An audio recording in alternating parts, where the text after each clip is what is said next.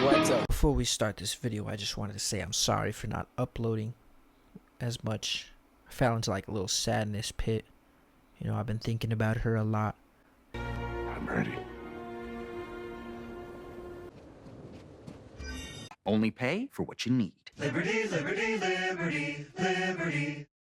And I've been gymming consistently, daily, pretty much. Okay. I just want to say I'm sorry. I love you all. Precious to me. All right, let's get started, shall we?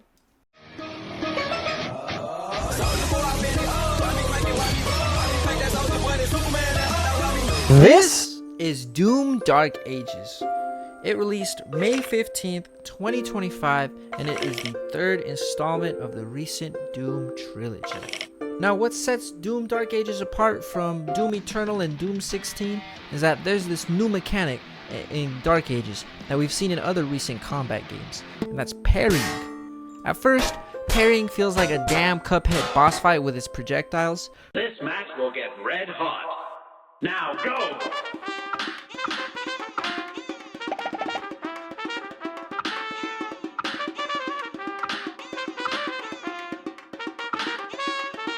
But then you do get used to it, and when you get the shield upgrades like the shoulder turret and the earthquake stun, the parrying becomes essential in mowing down crowds of tiny demons. There's also no dashing or swinging off a Caco demon with the sawed off like in Eternal. Instead, this game wants to play a lot slower, and it does grow on you. You'll open up the map a lot more and collect all of the toys, lore pages, weapon skins like the previous games. And I also forgot to mention this, but there's a slider for the projectile speed and parrying windows. So if I see anyone complain that this game is too slow, I will tell them to raise up the sliders, because ooh boy, it gets chaotic. So I wandered into this hallway to get a collectible, but it seems like this hallway is a never-ending hallway. They keep spawning, and oh my god, hold on, they keep spawning, and I can't do anything about it. Oh my, what the fuck? And in Dark Ages, you have a shield chainsaw. You also have a cape, but no one really talks about it. It's vital for both combat and level exploration. And now what's cool with the shield chainsaw is that you can keep a demon in one spot, so that way they don't have like this teleporting power or like this invincible mode where they can shoot projectiles at you. Instead, you keep them in one spot and you hit them with this weapon that ricochets the bullets off of the other demons. It's just super cool. This game shines on visual cues. You're gonna see these green lit corpses on certain levels, or pretty much every level, that you can grapple onto them for more platforming and secrets. And then there's blue button switches that you can use to like move levers and open doors for even more platforming. I understand your need. Now I understand what it do. Now I understand what it brings out inside of you, baby. And the weapons of Dark Ages is pretty cool. You start off with a spiky ball, and then you move up to the explosive ball, and then if you're lucky enough, you get the ball and a chain and a gun, which is really cool because it sounds like when you're playing Wii Tennis and you hit the ball back. It's just really satisfying.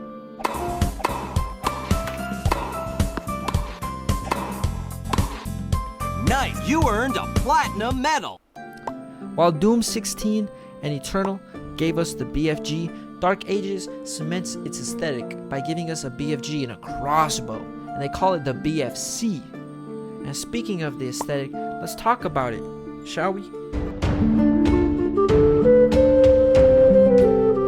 The Dark Ages really focuses on the world building and the lore way more than the other games in the trilogy. Each level has a different but very specific color palette. We got variations of hueish reds for the nether. We got green and black and like floating meatballs with long limbs for the Cthulhu worlds. And then we got like pirate blue and purple and like look like cages and barrels for the pirate level. And then we got like food stands, and there's grass, and like there's like lamps and like such. It's just really cool.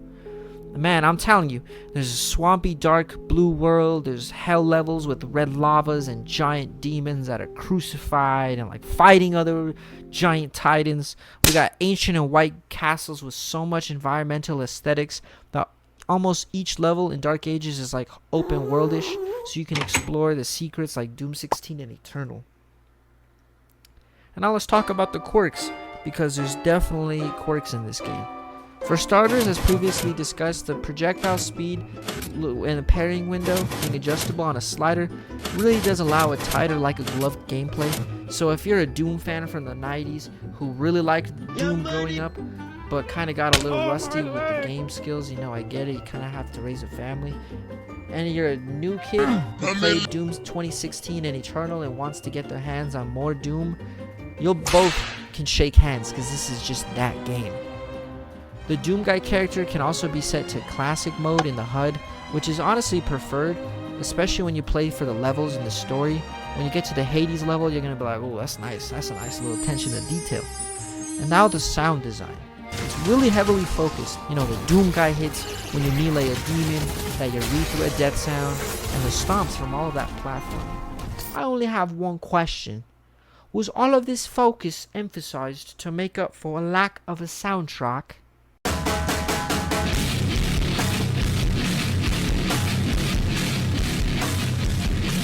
I wish this soundtrack was better, because it's certainly the weakest part of the game. Lack of Mick Gordon's presence is seen and felt, and I wish there was just a meteor sounding bass or something, because the music just fades in and it really doesn't stand out on its own. If we're talking about this in a sandwich form, this soundtrack is like lettuce. It adds texture to the sandwich, but really there's just no flavor. Like imagine Meat Hook in this part.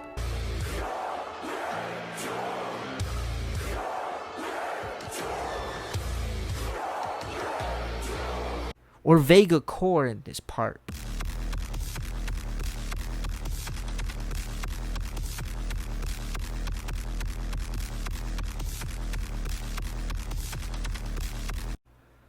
Mix part would probably be like bacon. You know, it adds substance to the sandwich, and it's something that you can crave outside of the sandwich. Like Vega Core is a really good workout song. Imagine hitting a good chest PR and you have this song playing, you're gonna go crazy. And now I guess the only boomer complaint that I have.